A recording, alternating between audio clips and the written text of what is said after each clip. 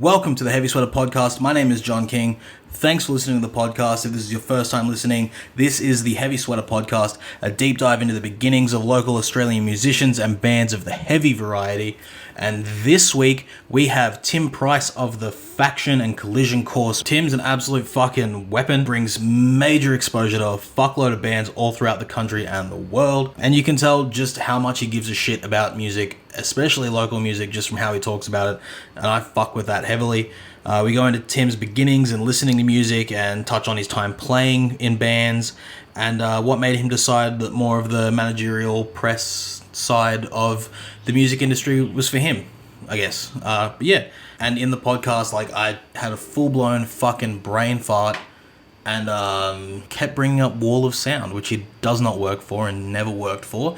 I don't know why, but my brain kept thinking Wall of Sound instead of Collision Course for some fucking reason, so that's in here, and I fully embarrassed myself, so if you're listening, Tim, I am very sorry.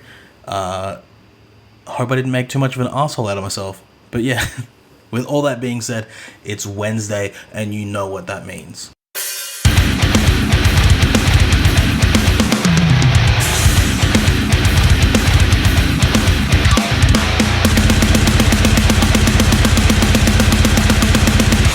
Hey man, how you doing? I am very well, sir. How are you? Good. Yeah, just fucking hanging out. Nice one. Yeah, man. So you've got like a long story in heavy music. So we'll just go all the way to the very beginning and like the first heavy-ish band you ever remember hearing. Yeah, okay. So I discovered Triple J on my radio dial in 1995. Fucking thereabouts, wild. Right? Yeah, so I was 12. Okay. And like I had it like a little radio alarm clock next to my bed, right? Oh, yeah, sick. And like I was just like I had it on AM for so long, and then like I switched it over to FM, and like I found the local Hot FM, CFM, like I'm from Rockhampton. Okay, cool. So up there, there's like 4CC and 4RO and all these things. And then I found like your Hot FM, CFM, and I was like, started to get pretty sick of that. And I was like, what else is on this dial, man? Anyway, so it was November 1995, and I remember that because it was Oz Music Month. Okay. And immediately on the dial, the first thing that came up was like it was like Nick Cave. Oh fuck yeah, sick. Seed. So it was like this really like sort of like dark gothic sort of song. Yeah. I think it was Where the Wild Roses Grow with Kylie Minogue. Yeah. And so like I was like, oh, this is really dark and interesting. So not necessarily heavy. It was dark. And then I started listening to, so at that time, the Request Fest. So what is now like the 6 to 9 p.m. Show. Yeah. It was hosted by this dude called Michael Tunn. Who I used to call Tunny.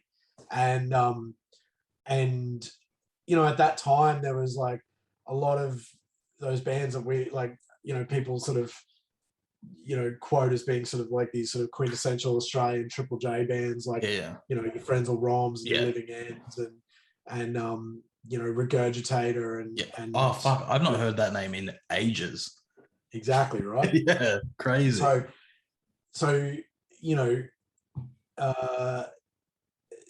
fast forward a couple of years, and like it was around the time that Unit by Regurgitator, Reload by Metallica was out. Okay. And there was this one night where they had like the top 3 songs. It was like Polyester Girl, The Memory Remains by Metallica. Fuck yeah. And a third song that I can't remember, but I had it taped. I taped it off the radio. Fuck yeah, and, that's sick. I was like, oh, okay, like this is starting to move in the direction that I want. Yeah. And then, so 1999 rolls around, and I'm 16, turning 17 at the time. Yeah. And it's the school holidays. and I'm down here in Brisbane visiting my mate. And he goes, man, you know what's on tomorrow down at the Gold Coast? And like, because I listened to Triple J, I knew of this thing, but I'd never been, and I had no real concept of what, who was playing or what was on, or what it was like. And he goes, oh man, big day out's on tomorrow. Oh, fuck yeah. At the Gold Coast.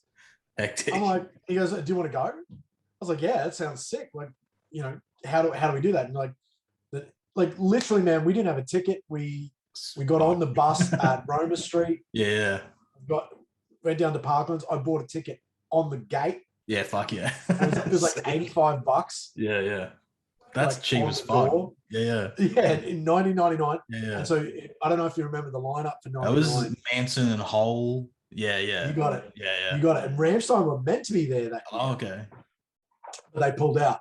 So it was Manson and Hole. But like further down that lineup was like Korn play. Oh, fuck yeah. Sick. And they were just off the back of Follow the Leader. Yeah. Because that came out in 98. Yeah. They were, you know. They were like the fucking biggest thing. Huge yet. Yeah. They were about to be. They played at like 3 PM. Oh, fuck. Oh, yes. Yeah, it was sick. Sick. Anyway, so I got there right from the like gates open. I was there at 11 AM, gates open. I walk in, and it was like the first band on the main stage was an Indigenous band from Darwin called the Warumpi Band. Sick. So I saw them, and then it was like just like this cavalcade of like all of the bands that like sort of quintessential like rock and hard rock, you know. So it was like Frenzal, Living End, Regurgitator, Custard, Super Jesus, Magic Dirt, you know, like just fucking bands on bands. This goes on, right? Yeah. And then, you know, like I said, I saw Korn in the afternoon, and that was mind blowing. And then when I was, do you remember? Do you remember a band called Happy Land? No. It was Quan from Regurgitator and Janet English from Spiderbait. Oh, fuck, crazy! Like when they were together. Yeah. And they formed a band together. That's crazy. They got a song called "Don't You Know Who I Am." Like it's a cracking song. That's sick. I'm gonna fucking check it out after this. Do it. It's a ripper. And it was like, so it's them, and then the drummer wore this like massive like Lego Man type suit. Oh, sick. That's killer. So that was really cool. I saw that, and then to see Marilyn. So Hole was first, and then Marilyn Manson was first, and then Hole, and then you know, so I'm like 16, turning 17. Yeah. Watching, Courtney Love like take her top off. And, doing Courtney Love. Gave her guitar away. Whoa, like she gave her guitar to someone in the audience. And then Marilyn, and to see Marilyn Manson, like he set, you know, just as a 16-year-old, just like man, like he set a Bible on fire. That was like peak Manson doing like all the weird shit. He pulled his drummer's kit down off the riser at the end of the set. I was just like, this is fucking chaos. Yeah, that's crazy. And so then the next day, so after that, you know, I'm in Brisbane, and there used to be a HMV store in the middle of the Queen Street Mall. Okay, yeah. And it was like downstairs. You sort of went down into the, like, it was like a basement. Yeah. And I went in there, and I just bought the CD of every band. Oh, fuck yeah. That's so sick. Walked away with like Regurgitator's Unit, Living End, you know, Mechanical Animals. Yeah. You know, Celebrity Skin, you know, just like every band. Yeah. And then took it home. And then so that's sort of leading into like the school year starting again. I'm about to go into I was 15 turning 16, so that started at 11. I just went home and I just signed up for drum lessons. Okay, fuck yeah, sick. This is me now. I'm into music. Like, cool. Yeah. Fuck yeah. Because I'd had this experience, and I was like, this is me now. This is my identity. Yeah. I found what, like, it just ignite something in me. So I started playing drums, and like, you know, as everyone does, you start your first band in high school and play covers of all of the favorite songs, you know, just go as hard as you can. And, you know, we're, you know, and so that all just really came out at a time when like new metal was really kicking off. And then I had friends that were like, I had a like goth buddy. Yeah. So he was showing me all like 9 Inch Nails and Manson. And, you know, Cradle of Filth and you know, all that sort of stuff. And then I had a thrash buddy. He was showing me all the Metallica. And then he was showing me all the, you know, Fear Factory and Pantera and like Sepultura and getting into my ears on those ones. And then I find Rage Against the Machine for myself. Sick, and then there's, you know, and then like Limp Bizkit and Korn are also kicking off. And, you know, Slipknot's like just around the corner. Slipknot kicked off when I was in grade 12. And so like there was just this like, and then throw into that as well, that's when like the peak of like that whole Napster and like P2P file sharing thing really kicked off. And so then it became like a real like race between our friends of like who has the most has the most like sort of broad and eclectic like taste in, you know, who can find the heaviest music that we can get into and all that sort of stuff. And so I ended up, I think, and I unfortunately lost a lot of this music in a hard drive crash a couple of years later. But I think I had, you know, at the peak, I had about 30,000 or so tracks. That's so sick. This is all on dial up too. This is all on like 56K. You're working hard for it. It's like an hour a song to download, you know. And, you know, it was like just the craziest and like best sort of music education that I could have got. It just got like, I was just so broad. And like, you know, obviously, you know, I was doing the wrong thing. You illegally downloading tracks and all that stuff. At 16, you don't really know the gray area that is around like artist copyright and all that sort of stuff. But you know, it's funny looking back on that and looking at like everyone hated Lars from Metallica so hard for doing what he did. But really and truly, like he's bang on. He just went about it in such a shitty way. The first time I remember hearing about that was watching Some Kind of Monster, because I heard that Twiggy Ramirez was in it, and I was such a Manson sweater. I was like, I've got to find this and watch it. It's so sick. And then like watching the Napster thing, I was like, oh, I get that. Like they don't want their music stolen, like whatever. Even as a kid, I was like, that makes sense. Yeah, it's an interesting debate, really, because like, you know, part of it also is like, you know, Lars was rich even by then. And so it's like, potentially if he wasn't the figurehead of it all, he might have come out fine. You know, like it's like he was the one that was just like most like outspoken about it. And it's kind of like, look, man, we get it, but also like, what are you gonna do? Just buy another limo? You know? Exactly. Like, what are you gonna do with more money?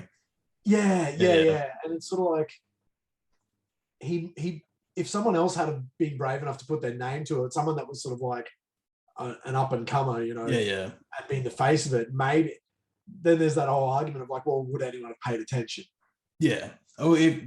Ideally, it would have been two people, an up and comer, and then like an established like mainstream talent. And like, I reckon Lars probably stood his ground on it because he probably knew. He's like, I'm on the right side of history here. History will say that, you know, I stood up for artist rights, and like, he's right. He just kind of did it in a shitty way. But now, like, I think they did a Twitch stream and they got their music pulled from Twitch. Their own Twitch stream.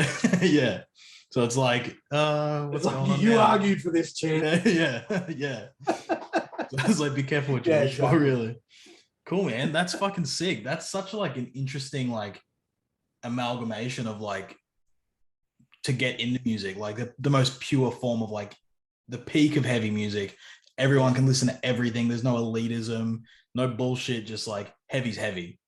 And I mean, this is the thing too, like I grew up in a house, like my folks are not into music like in the slightest. Like if music went away tomorrow, they just wouldn't notice. Sick. So like for me and like the only musical person in my family was like my mum's niece, who was in a band down here in Brisbane in the 90s, who actually played the first Big Day Out. Oh, sick.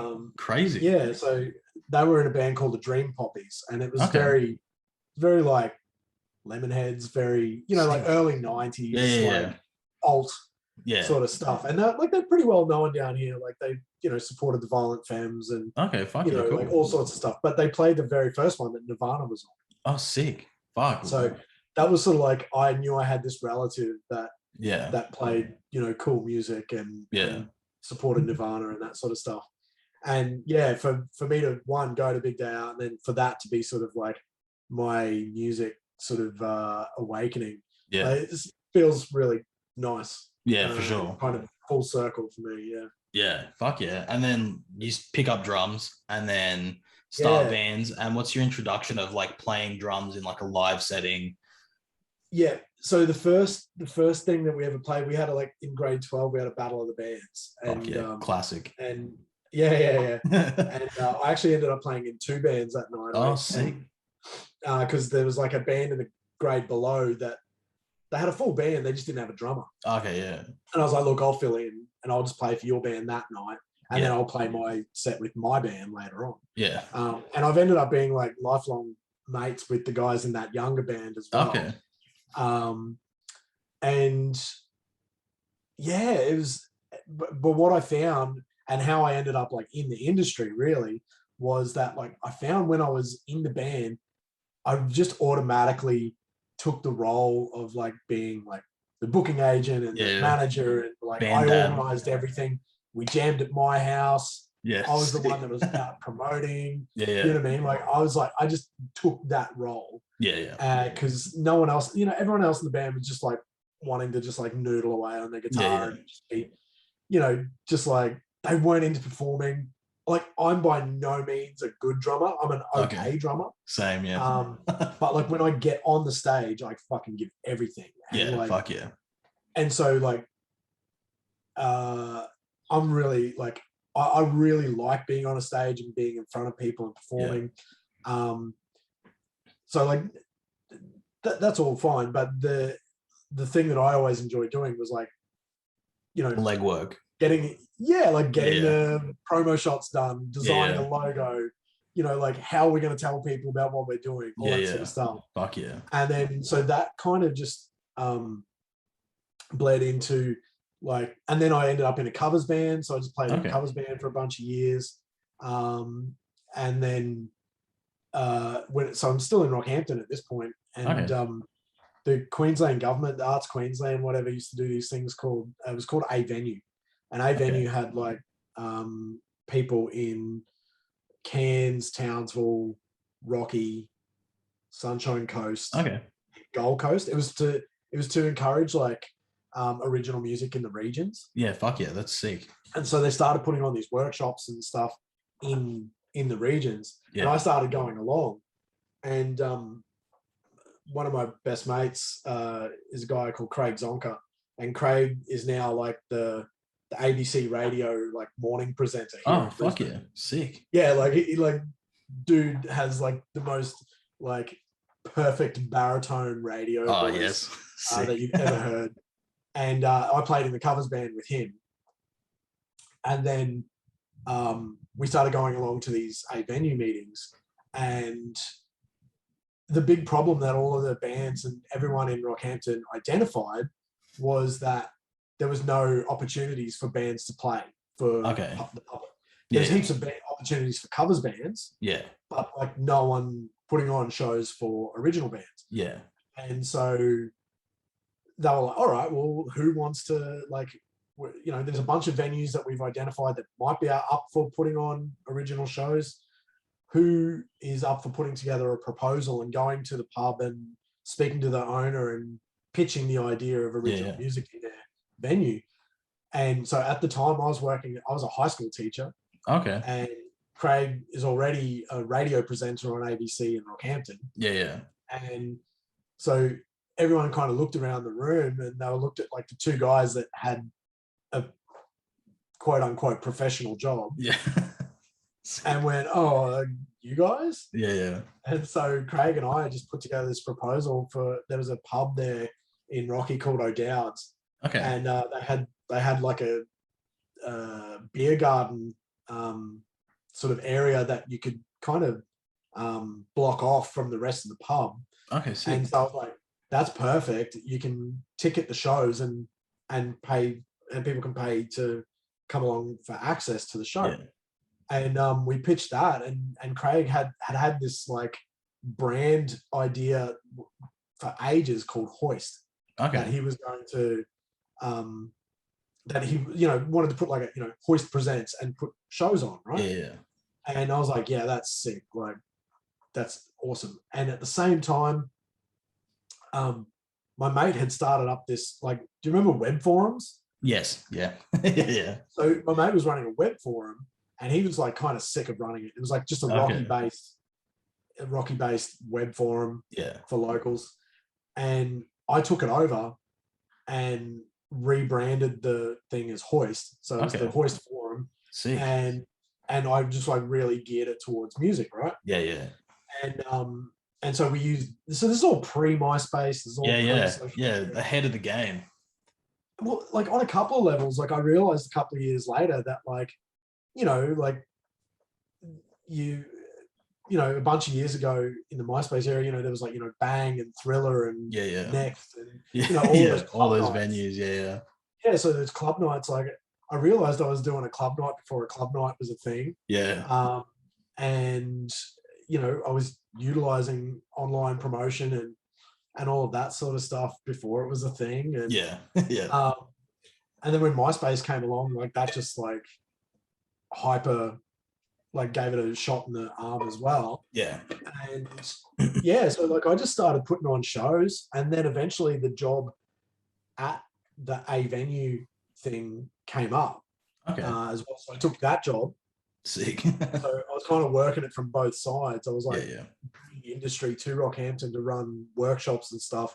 And then I was also putting on shows as well. Yeah. And like there was just like so many bands in Rocky and Gladstone at that point that like I was able to create this like little scene. Yeah, fuck yeah. And then all of a sudden I started just getting bands hitting me up that were on their tour and wanted to, because like at that time, like Rocky was the linchpin, sort of, it was dead center of Queensland. So you got bands that were playing in like Cairns and Townsville. Yeah. And then like, nothing till Brisbane. Between there and Brisbane, they're kind of fucked. Yeah. So it was just this nice little, like they could, it meant that they could do a run of like Cairns, Townsville, Mackay, Rocky, Gladstone, maybe Bundy. Yeah. And then head on to, Brisbane or Gold Coast. And it was pretty nuts, man. That's fucking wild. After a couple of years of doing that, I was sort of like, kind of done everything I could do here. So like I brought, like had Birds of Tokyo, I had Dead Letter Circus, I had Queen come through. Just Getaway Plan. But also like I was doing not just heavy stuff as well. Like we had like British India come through. And like just Magic Dirt, like fuck yeah. Just like everything for every aspect of the scene. Yeah. That's sick. And so that was really cool. And then I was like, I've kind of done everything I can do here. And like I could just keep doing it, but I could see myself getting very like, I've done this before, I've had this band here before. Like if I don't sort of move on, I'm gonna get really disillusioned with it and just be like one of those old jaded dudes. Yeah. You know what I mean? Like everyone's met like those promoters that have been doing it for 20 years in their little town. Like they're just sick of it, and they're like, "Oh, yeah, I guess I could do that." Yeah, like I didn't want to be that guy. Yeah. So, like I didn't want to flog the dead horse. Like for sure. So then I moved to Brisbane, and like my first job down here, I was like, I worked at Rick's. Fuck yeah. Sick. Yeah, and then I got a job at a digital distro company. Okay, fuck yeah. Called Musicadium at the time, and it was a good intro to the sort of wider national scene, and I got to know like just everyone at all the labels and all the management companies and all that sort of stuff during that time. And man, it was like, and then to finally start my own thing, like I've managed bands and I've booked festivals and I've lost money on that, and I've done this and done that, and then to finally go, you know what, my passion is actually heavy music. I'm gonna going to start a heavy music company. Fuck yeah. So that's where I finally, I guess, sort of allowed myself to go, no, I'm going to lean into the thing that I really love. And I want to be like a strong sort of championing voice for that genre. Yeah, for sure. You definitely are. Like, yeah, thanks, everything with the Faction and Wall of Sound is just like good shit all the time, putting on new up and coming bands, and it's good shit. I'm not with Wall of Sound anymore. Like, okay. Brownie and I used to do a podcast together, but you know, that's the like that was really cool while we did it, and whatever. Like, but like I'm stoked for Brownie too. Like his like you know, from starting to work with him like a bunch of years ago, like, so Collision Course, I send him content and all that sort of stuff. Like, working with him since, you know, he started out just writing for that for Wall of Sound. Underneath, there was a guy in WA who owned it. I can't remember his name, but I don't know if he bought it or he was gifted it. But like that dude just sort of didn't want to do it anymore.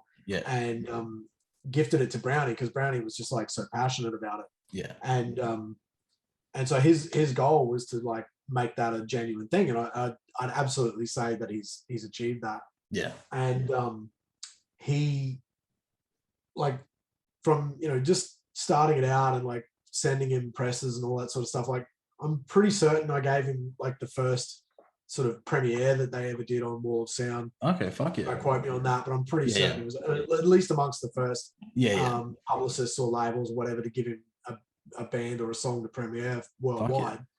And you know, it's just really cool to see that he's gone from like there to, you know, like I was only saying this morning, like genuinely, if you search up on Google, if you search up, you know, bands, you know, maybe there's a band that's come out, you know, in the last couple of days, a song, you Google that, it's genuinely, and you search worldwide, not just the Australian Google.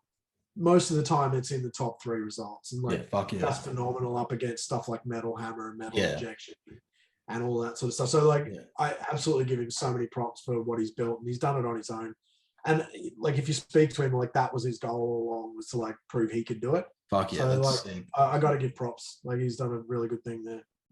I think like that's what separates the Australian scene from like a lot of other like global scenes, is like the grind for Australians to get to where an American band would be, or like an American publication would be.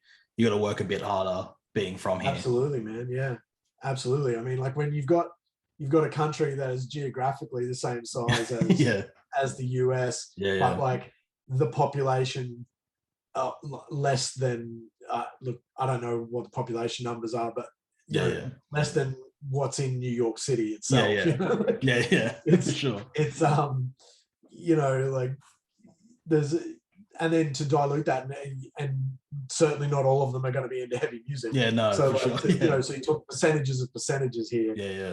You know, of niches.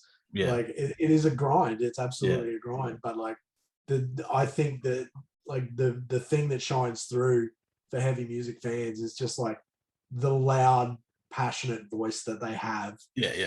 To say like, no, this is good. You should listen to this. And you know, we're not gonna shut up about this because like, we believe in it, and and you know, I turn that into my business. And I like telling people about new music.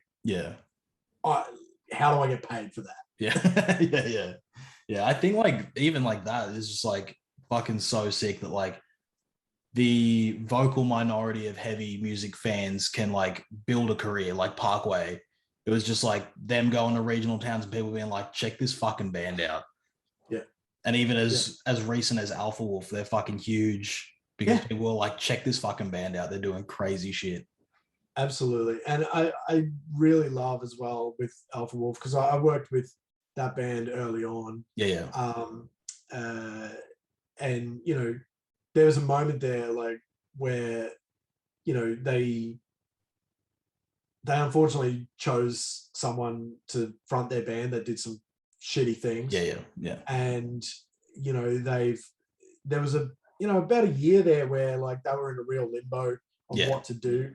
And I really have to give props to Sabian there Yeah. for like, and like being friends with Sabian on Facebook, like seeing his posts about like, oh my God, like all our hard work can be just like completely undone by like one person's really shitty behavior. And I know it got to him. And, it would have to. For them to find a new vocalist and to rebuild. Yeah. And write better music post. Yeah. Like is phenomenal. And just like the dedication to not just throw the whole thing in the trash. And just wallow. Yeah. Phenomenal, like strength. Yeah. Like, and like from them coming from Tasmania as well, like forget the main island. Yeah, like they're from Tasmania where the scene is probably like just as bad off as anywhere else currently, like even or the entire time, to get to Melbourne and then just build from there and have it all turn to shit and then still just press on. Yeah, agreed. And like I know there was a lot of limbo time there in between, and I know that hurt them, and I gotta give props there. Like just the strength to keep at it is for sure phenomenal. Fuck yeah. Cool. And then so from coming to Brisbane and then starting to like work through the scene here, you go to Wall of Sound first or the Factions first? Well, so Collision Course PR is the thing that I started in 2013. Okay, yeah. So I've been doing that since then, and then the Faction started in 2017. Okay, cool. So and Wall of Sound, I wasn't ever on staff at Wall of Sound. It was just like a I did the podcast with Brownie. Okay, yeah. And we kind of like in the early days we were like, what are ways that we can lift each other's brand up? Okay, cool. As we go. And so things like his audio interviews I would put on the Faction. Okay, yeah. After he'd already he'd premiere them on the site, and then I'd put them on. So it was a way of me getting interview content on my radio station, and it was a way of it, and he branded the hell out of it. So like every interview that was on there would be say like, this is the Wall of Sound up against the wall. The opportunity to advertise through my channel. I got interview content from my channel. It was a nice little thing, and then like doing the podcast together just kind of made sense. And so we did that, and then it sort of Brownie sort of ran out of time in his day to be able to do that. So he really just focused on Wall of Sound, and then I went my way. So Collision Course has been running since 2013, like I said, and through that time, it's just like I've often like thought about writing a massive list of like all of the bands that I've worked with in the last 8 years, and it's like I'm like, fuck, that's going to take me all day. So it's like it's hard to set aside the time to write all that down. But it's just been phenomenal, man. Like to start in 2013, I started with like 5 local bands that I knew and loved, and just kicked off just like helping them roll out their like PR, starting like to promote their new album or their new single or whatever it is they had. And because I just felt like there was just no one or not enough people being a voice for and helping bands roll out their release properly. And there's a lot of bands just like chucking it up on iTunes or whatever, but no one just doing like a proper campaign where it's like there's strategy behind it, there's an actual plan. So I started really like getting into the weeds of going like, all right, if you're gonna do this, you're gonna do this fucking properly. And we're gonna behave. And essentially, like in the early days, my sort of mantra was like, wear the suit for the job that you want. So, even if you weren't gonna, even if your release was never gonna be big enough that it was gonna get into the charts, or it was gonna, get all of the big things that you see, all of these, quote unquote big bands get, you at least put yourself in the role, in the spot that you are eligible for those things. Yeah. You know what I mean? So you make good decisions about, like, you know, when you're putting your stuff into distro, that you register for the charts. Yeah. You know, so that if you do happen to make enough sales or streams or whatever it was, that you're going to be in there and you're going to get the recognition for it. You know, that you service your album to media, you know, 6 to 8 weeks out from the release, so they got enough time to write a review. You're not hitting them up on the day that the album's out and being like, hey, will you review this? You know what I mean? Like, it's just preparing them for the job that they want. They want to be considered one of those quote unquote big bands. And so it's like, and you know, the whole thing about being a big band, like in my head, that's why I keep putting it in quotes, is like, what is a big band? It's someone who's getting the things that you want, that you aspire to be. So why not put yourself in the spot where you might get those things? It's not about, you know, sometimes it was a paid thing, sometimes it's not. Like, as in, like, you know, sometimes it's, you got to pay to, you know, be featured on such and such. But you know, sometimes it's just a case of like, you didn't give the album to the person in enough time for them to do the thing. Because you just didn't think about that. So if I can help bands give themselves the best opportunity of being featured or get the thing that they don't think is in their, you know, reachable, you know, atmosphere, then you know, why wouldn't I help them with that strategy? And so very quickly it started to really resonate and started to get some results and that sort of stuff, and eventually it was a snowball, man. It just kept getting bigger and bigger, and you know, like to work on, like, so at the moment I'm working on the Spirit Box album. And like that very much,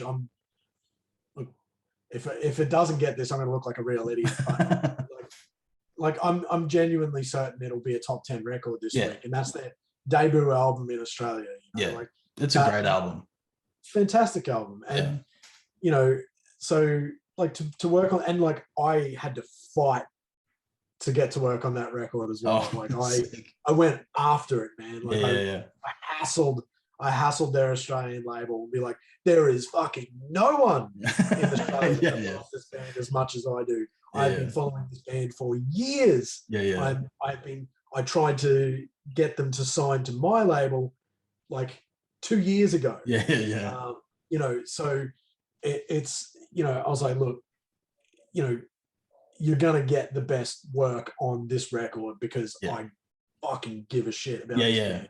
This isn't going to be a, you know, this isn't going to be a mechanical job. You know, I'm not just going to go through the motions on this. I'm going in on it.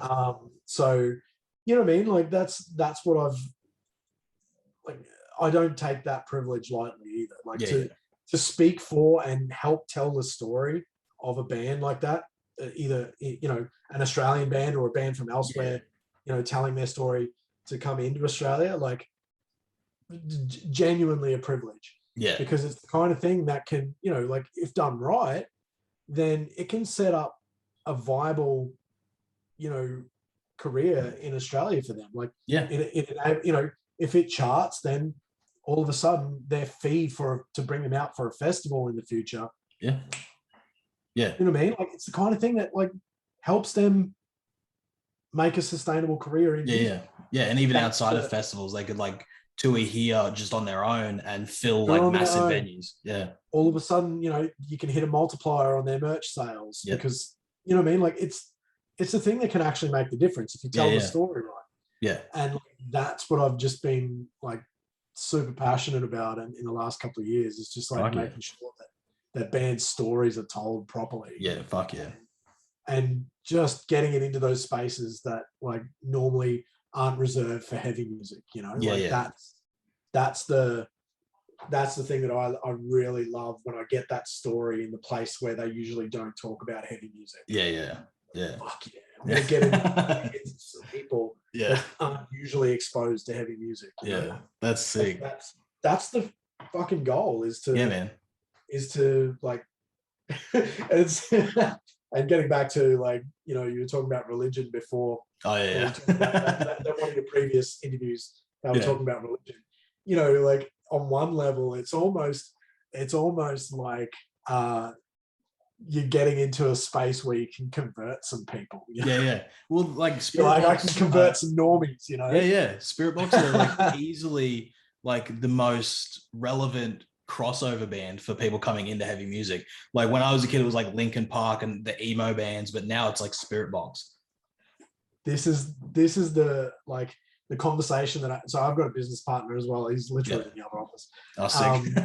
But so that's the conversation that we have all the time about around like, because you know we're really getting into the like mindset of like now signing bands to a label and all of that sort of stuff. And you know, part of the thing that we're looking for is like, where is that next generation of and like obviously Spiritbox is one, but when it comes time to sign a band, all that sort of stuff, what is the next generation? What is the next Linkin Park? You know, Marilyn Manson. You know, sort of not on any sort of like assault sort of level, but on an artistic level. You know, on an artistic level, like what is that thing like? Because you know, when Manson came out, and it's the whole shock thing. Like, he was a commercial success. Exactly. Yeah. And like when you boil it all down, a lot of his stuff's not that heavy. No. So you know, who is the thing that's like, you know, someone that's into pop music, all of a sudden they just take a left turn and they're into and like they're, you know, that opens that up and they find this everything. Whole other universe of music. What does that look like in 2021? What are the, you know, all of that sort of stuff. So and like I'm going to throw something out there that may or may not be sort of like well received or not. Okay. I would say in 2021, a lot of the artists that are those people that are going to open up the world to a lot of people are women. There's a lot of like female artists and female identifying artists at the moment who are like, they're the ones that are doing stuff that's way more subversive than, you know, a lot of guys. There's a lot of great music out there being made by male identifying people as well, but it's, you know, there's a lot of them, a lot of female artists that are really doing anything that's more punk than anything that's been done in punk in the last 10 to 15 years, you know. For sure. You know, people like Poppy or Halsey or Skinned even. I don't know, have you checked out Skinned before? No. If you like Manson and Nine Inch Nails, you're going to love Skinned. Fuck yeah, cool. The whole thing behind Skinned is that all of her songs are about serial killers. Oh yes, sick. And so and they're like meticulously researched. Fuck yeah, that's sick. Like, and so with each song comes a case file. On that's excellent. On each, brilliant. And no one knows who Skinned is. Oh, there's like she's a complete, like, no one knows. There's all these theories out there about who, you know, that she's some sort of model or she's, you know, this and that. But like there's one that she did on the Jonestown massacre. Like oh, the best. Yes. Yes. She did one on an Australian serial killer, the female serial killer who beheaded her husband and boiled it. I have seen that. I've seen a documentary on that, and it's fucking insane. Yeah. So that's how she actually met the other person in a band. There's only two people in the band, her and the producer. Okay. And the producer is Australian. Sick. And she was down here in Australia researching that serial killer. I can't remember her name. Yeah, me neither.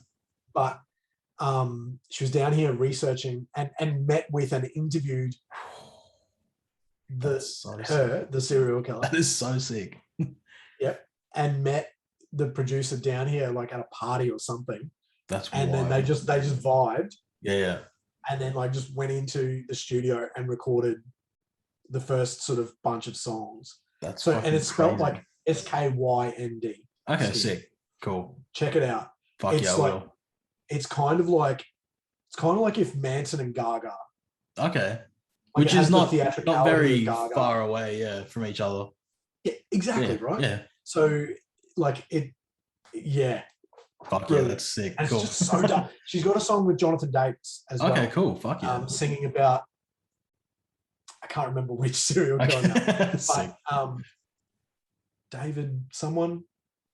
Anyway, Okay. but like because he's such a true crime Yeah, nerd yeah. himself, like he was like, I've got to do a song with Yeah. her. That's fucking sick.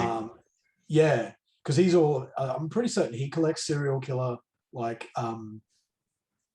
memorabilia. Like he Fuck yeah, that's cool. buys, like the knife of, or Yeah, the, yeah. what the clothes of, or Yeah, whatever. yeah. Like he, and I'm pretty certain his like house is chock full of it. But That's yeah, like check her out, man. She's fuck yeah. amazing. That's And, cool. yeah, she was meant to come for the Good Things that got cancelled. Okay, yeah, yeah. She was on the Good Things that got announced but didn't go ahead. Yeah, yeah. Okay, cool. The one that was meant to happen last year. Yeah. The one that almost happened. Yeah. Yeah. Yeah, the one that got cancelled by COVID. I think it was meant to be May or April in 2020. I think so. Yeah. She was meant to be on that one. Yeah. But yeah, that's where I think the next sort of crop of like really subversive stuff. For sure, yeah. Yeah, especially now, like I was literally talking about this earlier today, like when deathcore was like the biggest thing in the scene, and there was like that linked misogyny within deathcore at the time. Now that's gone. The gatekeepers are gone on that, and now it's like women can do cool shit, make cool music, and it's like just as tough as stuff like guys were making. Yeah, like I really love. Have you heard the band Bro Job? No. Oh yes, I have. Yeah. Yeah. So like there is like heavy as anything in deathcore. Yeah. But like they're there. Like their latest single is called the Incel Anthem. Yeah. And it really is like, like, oh, I'm nice to you. Why won't you give me the time of day? Yeah. It's like it's really taking the piss out of that sort of that like I put no nice tokens in. You didn't sleep with me. Yeah.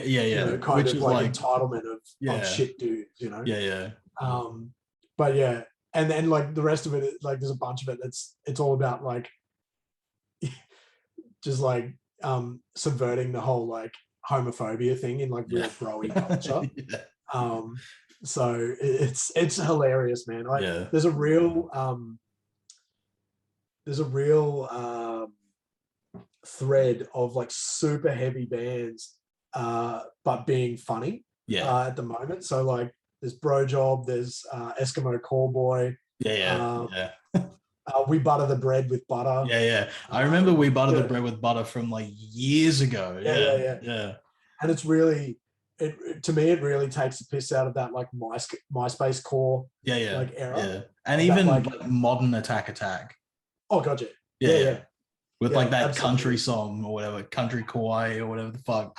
Yeah, like just cooked shit. And I'm like, cool. Oh Christ, I laughed at that. Yeah. It was so weird. Yeah, absolutely. It's just so weird. And I love that. I love that about our genre. Like about the genre that we love is like if you can love it, but you don't have to be so serious about it as well. Like understand that some of the shit's just funny. Yeah, like it's still so extreme, it's funny. Yeah. You know what I mean? Yeah.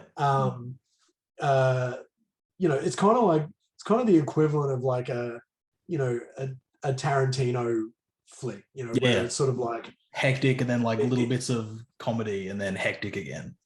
Or it's just so over the top, it's funny. It's so violent, it's funny. You know what I mean? Like it borders into comedy territory. Yeah. So it's sort of like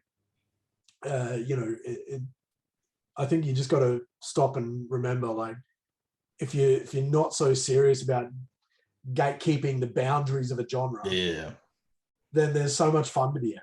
Yeah, well, there's bands that like build their career off that. Steel Panther, Max Sabbath, like just killer bands, just like having fun, or even like the Viking metal. But are super talented. Yeah, as well. Satchel from Steel just as Panther talented is as the bands great. they're taking the piss out of. Yeah, yeah, And so that's where they actually gain their respect down there as well. So like, yeah, I love that. Yeah, it's sick. Like, can't remember the name. Was it Fight with Rob Halford that Satchel from Steel Panther used to play in? Oh yeah, okay, yeah. Yeah. Like some hardcore band that Rob Halford started, and Satchel from Steel Panther was his guitar player. And then like years later, he's just like spandex making fun of people, sucking off a microphone. I love also that Halford's like was the first like completely out gay dude in the metal scene as well. And it's like, look at all that, like, he's just a total leather daddy. Yeah. From way back. And no one ever, like, you know, no one took any notice of it until he was like, nah, guys, like, have a look at what I'm wearing. I'm gay. You know that, right? Yeah. And then they're like, okay. Everyone's been like, oh, now you say it. Like, yeah. Makes sense now. Yeah. Yeah. But yeah, he's like, fucking of course killer. He was. Yeah. That's sick, man. Fuck yeah. Yeah. Cool. And then, so Collision Course, just doing cool shit for up and coming bands, local bands, international bands, getting the word out for the heavies. Yeah, that was it, man. Like in the early days, it was, you know, and I don't want to make it sound like I'm sort of like just, oh, well, it's just another day, another dollar. No, yeah. Like in the early days, it was like I got to work on a Seven Dust tour, and like Seven Dust were just such a, you know, like a really important band to me, like when I was discovering music in sort of 99, 2000. And, you know, I discovered them, seeing them on the Woodstock 99 DVD. Okay, yeah. And I just fell off my chair. Like I just like, I just like fell off my chair. I'm like, oh my God, I get to work Seven Dust. Yeah, and so sick. Like there was a lot of those moments in the early days. Like I got to work on Avenged Sevenfold album. Fuck yeah. I got to do Seven Dust, you know, Dead Letter Circus. Like I know they're like local as fuck. They're my friends now. Yeah. But like, you know, the moment to get to work on a Dead Letter Circus album was like, I was like, I've made it. I can retire after this. Like, they have like an allure for like local bands, like them and Parkway are like the people look up to. It was like, they did it, we can do it. Yeah, absolutely, man. And you know, and so there was a lot of those things early on where just like getting to those like pinch me moments that I got to work with these artists and all that sort of stuff.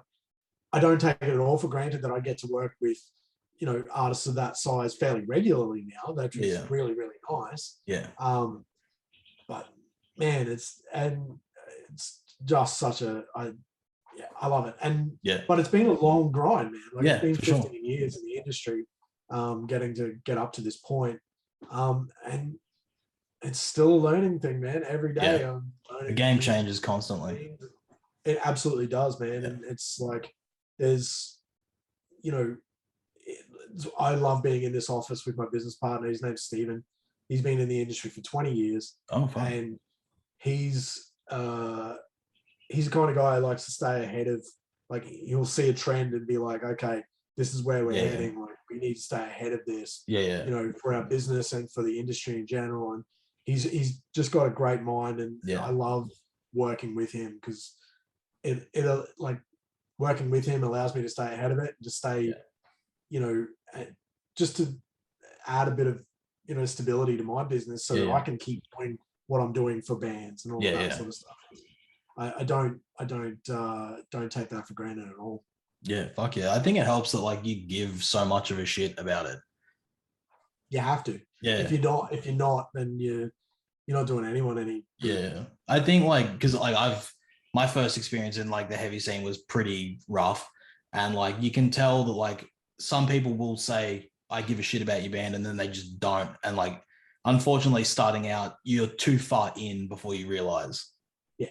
So I think like I'm not even gonna lie to you, man. Just before this Zoom call, I actually had a band call me going, "Hey, we've been offered this label deal from an Italian label. What do you think of it?" And I was like, "Well, I mean, are they talking about the album that you just put out, or are they talking about your next album?" And he's like, "I don't know." I'm like, well, wouldn't they be specific about that? Yeah. Yeah. The album that's already out, that's out. Yeah. They can't release that. Yeah. And even if they did try, it's out. Like, it's not new music to anyone. Yeah. The the cake is already cooked. You can't uncook it. Yeah. And the way people listen to music now, like it's all online. Yeah. It's, so like, it's out. If people want to access you can't put it back in. Yeah. So I was like, you know, like if they haven't even specified that, like how much can they want what you have? And like, and I was like, and I was just like, what are they offering? You know, like they're gonna take, they're gonna pull down the album that you've already got up, put it back up, and then take all of the royalties for Australia when they're in Italy. They're not doing anything here. No, So why are you giving them a percentage of what you've worked for here? And your fan base here that you've built. How are they building that? So, you know, I was like, well, I don't doubt maybe they like your band and all that sort of stuff. But I think that the thing that you need to go back to them is, hey, we don't want it, like this album's already out. If you're talking about this album, like we're going to give it a miss. But if you want to talk the next one, we're happy to show you the next album pre-release and talk about putting that one out. But we'll also be cutting out Australia. We'll do Australia. You do rest of the world. And I was like, there are people out there that try to go, hey, we'll bring the world to you. You know, all that sort of stuff. It's like, you're in a niche within a niche genre. You're in, you know, you're talking about being signed, and really it's only distro. Like you can do distro for $20 a month, $20 a year if you want. Like, I was like, what fan base do you have in Italy? And he's like, oh, we did one interview over there that kind of like our streams spiked a little bit in Europe. I was like, there's a big jump from like a little spike from one interview in Europe to them printing up vinyl to sell over there. Someone clicking on a link they can listen to for free. To them whopping down €50 for a vinyl. You know, I was like, there's a big jump. You'd probably just and then not telling them whether the spend on marketing and vinyl is actually going to be recoupable. I was like, can they just start spending money on marketing over there that they're just going to put on your tab that your sales have to make up for? And you'll just never see a cent again from that album. Exactly. And then also like stagnate your current trajectory in your own country. I was like, there's no point for this album. By all means, chat with them about the next one. You know what I mean? So like, and he was ringing me to say like, hey, would you mind like if we paid you for a consult to go through this contract? And I was like, first of all, like, no, you don't have to pay me any money. But also too, I don't really, I'm not a lawyer. But just on a principle level, like here's the things that I would say. Before I don't even need to read the contract. Don't worry about that. But like in your conversations you've already had with them, what, like, are you asking yourself, what is this bringing? What extra value is this bringing to what we're already doing? You know, their audience is hyper local here in Brisbane. I was like, what are you going to get from being distributed in Europe by an Italian label? You know, and like frankly, I'd never heard of the label.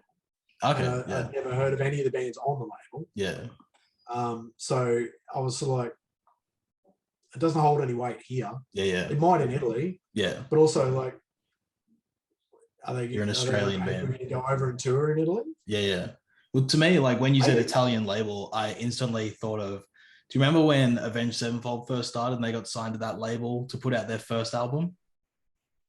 No. It was like a thing. They got signed to like some label in like Sweden or some shit to put out their album. They gave them like a couple of $100. And they were like, we're signed. And then they found out like it was all bullshit. And the label was like worth nothing. Oh no. That's just like where my brain went. So maybe it could work out. Who knows? Maybe it could work out. But that's where my brain went straight away. Well, I mean, this, like, I just said to them, like, you don't have to pay me for this. Just like, you know, just think about the value that you have here in Australia and what you've built and like what you'd be giving away by doing that. Because you give a shit about the growth of the community. I don't even like. you know, I've respect for the guys. I don't particularly like their band. Okay. But I'm not going to also just be like, no, fucking call me. Like, yeah, like, I don't want to see bands get fucked over. Yeah, I don't want to see bands make decisions that are going to halt their progress. Yeah, because it happens all the time. Absolutely. To bands that don't deserve it. Yeah, exactly, right? And this is the thing, like, you know, musos and creative people, you know, like, for better or worse, love validation. Yeah. And you know, if it, and it's not a position to take lightly. Like, when you go in to talk to a band and you're basically saying like, I love your music. Yeah. You know, it's not something to say lightly and go, Yeah. I want to help you do the next thing. I want to give you money, or I want to, you know, this, that, and whatever. Yeah.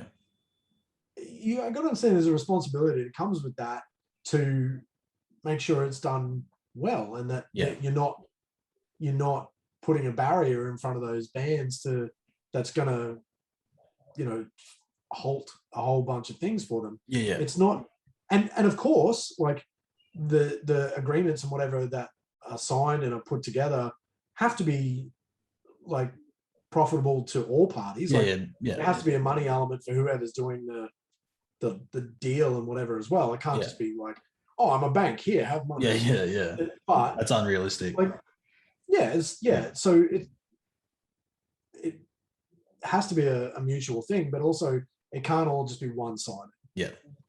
It can't just be like, I'm signing you have the privilege of signing to my label. Yeah. And I'm just going to hold you over a barrel forever. Yeah. That's not right. No. But yeah, so like I that's what I'm happy to do. I'm happy to, it's a 10-minute call. Yeah. It's 10 minutes of my day. Yeah. Now I can't sit and do 100 of those calls a day. Yeah. It's if that comes up once in a while, I'm happy to spend the time and be like, here's what I would do. I actually had one the other day as well. A guy called me, he's like, oh, they want to sign us, blah, blah, blah. That one, I was like, I'll at least take the meeting. Because they were in Brisbane. I was like, take the meeting and hear them out. But like, they were already saying to me, like, we've already done this, we've done this, we've done this. Like, we've got, we've put out our release and on vinyl in, all these territories, Japan, US, we sold out all of those pressings. I'm like, okay, well, what? And like, they had a real DIY ethic to them. They were like, fuck yeah. And I was like, what do you need that for? Yeah. You're already doing it. Yeah. Yeah. So I was like, take the meeting. Be interesting to hear what they have and why they give a shit about your band. Yeah. Like, and you'll get it. I was like, you'll get a real sense of if they're serious or not by meeting them. Yeah. But as far as I can see, like, so, and that came with like major label distro. Oh fuck. So I was like, that really goes against the DIY. The ethics of what you've built. Yeah. So I was like, would that sit well with your fans anyway? Yeah. Like I was like, I don't really see the value of what they're bringing to you. Yeah. As your brand. Yeah. But interesting meeting to have, see what they're offering anyway. Yeah. Like go ahead, hear what they say. You can always say no. Yeah. So, I have no problem with doing that at all. Yeah. So. That's sick. Fuck yeah. Well, I'll get out of your hair soon, but before we'll hit your top 5 favorite bands of all time. All time. Yeah. Some of these are going to sound really mainstream, but I'm that's all good. Like Rage Against the Machine is like number 1 of all time. Like, fuck yeah. Yeah, like, again, not necessarily the heaviest band in the world. In fact, most of it you could probably argue is a funk. Yeah. Is funk records. Yeah. Like Metallica, there's they are the GOAT. For a reason. Like they are, like they've changed the game so many times now. Yeah. Like over they've what's that, 80s, 90s, 2000s. So like they're into their 5th decade. Yeah. Of being a band. Yeah, and their last album was fucking sick. Oh, it was so good. So good. Hardwired to Self-Destruct. Yes. Sick. Great. I was really, so those two, and I genuinely, like, in the last week or so, I've actually I've come to a realization I'm going to add Spirit Box. Spirit yeah. Box absolutely makes the top 5 these days. Sick. And I actually put on my Instagram story a little bit earlier. If it cracks the top 10 this week, if it charts an ARIA, the vinyl cover, mine hasn't arrived yet. It's a die cut like sort of logo. Okay. In the like, and so the that sort of the blue swirly that's an insert that goes in underneath it, and then there's a die cut thing like a sort of an icon, a symbol. Okay, cool. I was like, I will get that tattooed on me. Fuck yeah. If it cracks the top 10. Sick. So that's how I know it's a killer top band. 10 band for me. Yeah.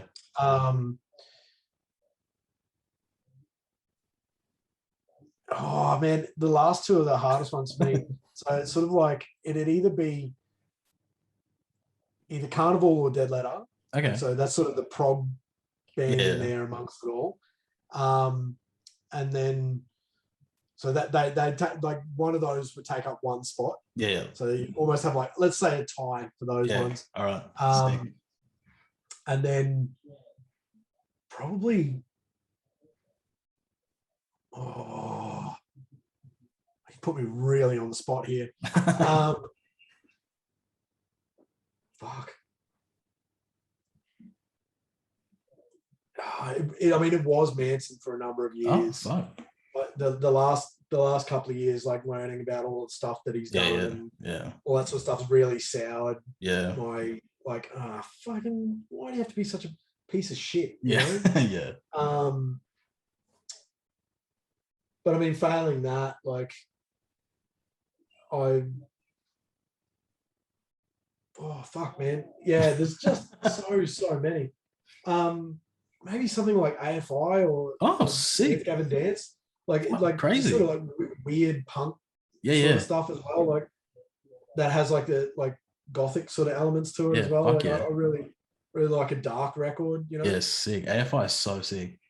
Yeah, I mean, killer band. Like for a number of years, like I've had a couple of different like style icons over the years. I like to, I'll be like, oh, I like that haircut, or I like that sort of vibe, or whatever. In the last couple of years, it's been like this haircut, whatever, has been Jesse Leach from Killswitch.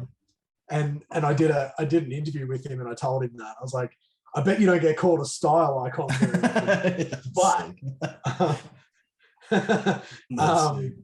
But like from years and years ago, like the whole, your Davey Havoc, sort of Davey Havoc's the man. Devil Lock.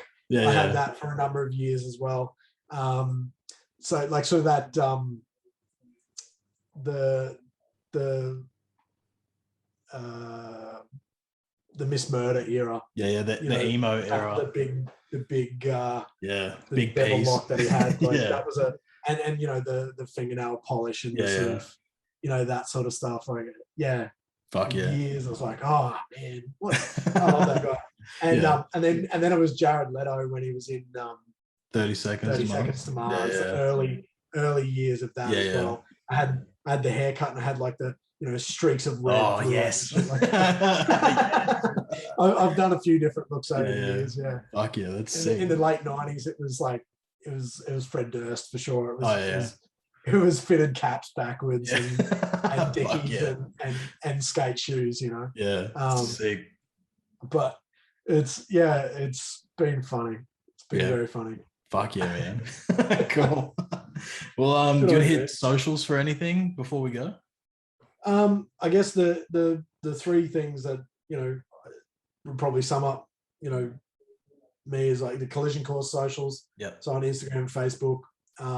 The Faction obviously is the big one, and then I actually have a podcast of my own called A Tuna Flicker Chat, and that's with my mate Doug. And often the tunes we talk about are heavy as well. So fuck yeah. Cool, man. He's a massive Every Time I Die sweater. Yes. So he's like Every Time I Die, Mastodon. That kind of Clutch. That sort of like southern deep fried metal. Fuck yeah. That's his thing. So it's sort of the hardcore like end of that southern metal. Yeah, fuck yeah. So, and I like to give him stick about it because it's like, oh, it's been 10 minutes since you've brought up it every time I die. So good. Like, what's wrong? What's wrong, Doug? Excellent. I love him to death. He's so passionate about those bands, and I'm like, that's good. That, like, it's not that I don't like those bands, but they're a bit of a not a gap in my knowledge, but like I'm just not as across those as much. So I welcome it. I'm like, cool. You know, it's a gap in my my knowledge. So like, go hardest. You know, talk about it more. Right? Yeah, I've found with Every Time I Die, like for me personally, it took me ages to get into them because I was like, I don't get it. Like I just don't get it. But then like I think like 2 years ago, I listened to like I think Map Changes, and I was like, this is a fucking bop. Like this is so sick. I went to Unify and I was doing media for the 2019 one. Yeah. And I had an Every Time I Die interview lined up. Fuck yeah. And actually it was dropped on me. I hadn't done any like prep for that interview, and they came along and went, we got Every Time I Die for you. If you want them, would you like to take it? Yeah. And I was like, yes. And I was like, fuck. Yeah. I don't really know a lot about the band. So I started like feverishly doing research. Yeah. But the internet was just woeful at Unify that year. Yeah. Because they were trying to share like one like 4G connection amongst like all of the media there. Fuck. And there were photographers trying to upload photos. Fuck. To get done. it. Yeah. And so I just couldn't do any research, and I was like, fuck. And Mike Honan from Blunt Mag was there, and I think he was there for Music Feeds that year, not for Blunt. Okay. But he was like, look, man, I'm a massive sweater. They haven't given me Every Time I Die. And I'm like, would you do it for the Faction? Because I'm like, I can do this chat, but it's not going to be like an impassioned chat. It's not going to be like, I know everything about your band. Let's get into the weeds. You know, it's going to be like what's it like being in Australia? Yeah. You know, and you know, I didn't want to do that. Especially for a headlining band. That's just fucking lazy. Yeah. So I handed that over to Mike, and Mike did a great job. Really got into like the wrestling stuff with Keith, and you know, it was fun. It's really good. So you know, sometimes it's worth like putting your ego aside and letting someone else do a better job for you. Yeah, you know? For sure. That's sick, man. Fuck yeah. Cool. Well, thanks for doing the podcast again. Easy. Awesome, man. Thanks. Done for another week. Huge thanks to Tim. Such a fucking awesome guy. Super down to earth. If you want some killer PR, go hit up Collision Course and check out Tim on all his socials, Price War Music, and at The Faction Live, and at Collision Course PR on Instagram, and listen to The Faction. Fucking listen to that. It's good shit. Check out his podcast also, a tune, a flick, a chat, wherever you listen to podcasts. And if you like what I'm doing over here with my podcast, share it, tell a friend, subscribe, follow on Spotify, Apple Podcasts, YouTube, wherever you listen, Podbean, Amazon, fucking I don't give a shit. And on Instagram and Facebook at Heavy Sweater Podcast. And a little heads up, on Friday, my band, Shokan, will be putting out something very, very fucking interesting. Something new, some new music, which is fucking sick. And we're putting out a little visualizer video, and I made it. So if it's shit, that's why. But anyway, come back next week for a new episode. Thanks.